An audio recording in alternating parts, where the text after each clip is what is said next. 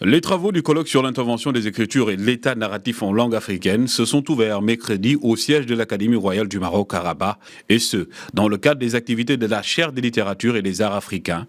Ce colloque, qui se poursuit jusqu'au 20 janvier, vient explorer l'état narratif en Afrique à travers les anciennes et les nouvelles langues africaines, prises comme différentes options pour traduire une pensée, une résistance, une expérience communautaire, une rencontre culturelle que le secrétaire perpétuel de l'Académie du Royaume, Abdeljalil Larjoumri, a souligné son importance et les principaux objectifs sur le plan africain. Ce colloque s'inscrit dans le cadre de la mise en œuvre de la chaire des littératures de l'Afrique en Afrique.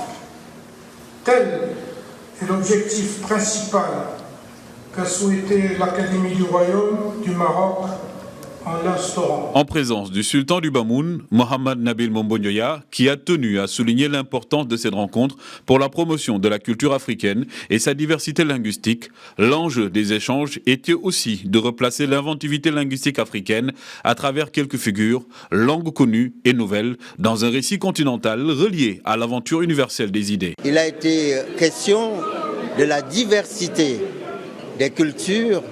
Et cette diversité est au service d'une meilleure connaissance. Et c'est pour cela que l'Académie du Royaume du Maroc est très heureuse, inspirée par la vision du roi Mohamed VI, que Dieu l'assiste, de faire en sorte que le lien soit la culture, soit les cultures. Pour le romancier camerounais Eugène Ebodé, la richesse des langues africaines est un trésor à valoriser au même titre que les autres langues internationales. Nous sommes très heureux que plusieurs langues, justement, que ce soit l'amazigh, le wolof, le lingala, le douala, l'arabe, et aussi les langues d'importation, si je puis dire, que toutes les langues soient ici en Afrique.